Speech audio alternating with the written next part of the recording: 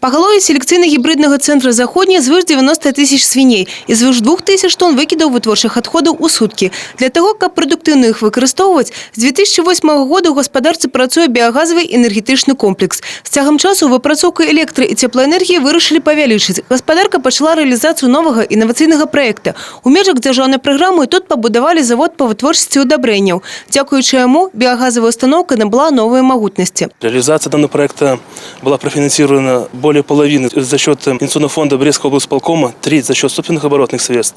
Но оставшаяся часть была за счет займа Белорусского инвестиционного фонда. Всего объем инвестиций составил более 3,6 миллионов белорусских рублей.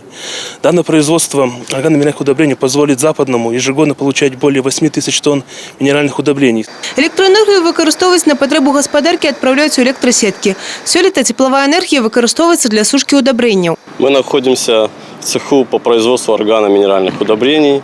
Здесь происходит разделение жидкой фракции на твердую. Там находится сепаратор.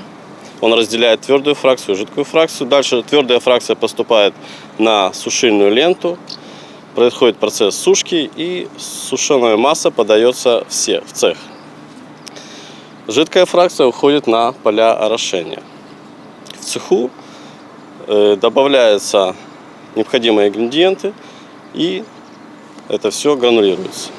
Заход аб'ём вытворчасці складае 8 тысяч тонн. У выніку ствараецца 4 віды удобренняў, якія ўносяцца ў залежнасці ад кіслотнасці культуры. Экологическое чистое удобрение, полученное в результате анаэробного сбраживания биогазовой установки в течение 21 дня, переработано, разделенное на фракции, загранулировано. Наше оборудование позволяет на 95% улавливать аммиак при сушке и накапливать его в виде гумата азота. Зараз удабрэнні выкарыстоўваюцца для патрэб гаспадаркі. Лішкі плануецца рэалізоўваць у нашай краіне, а таксама за мяжой. Евгения Марус, Владимир Казаков, телерадиокомпания «Брест».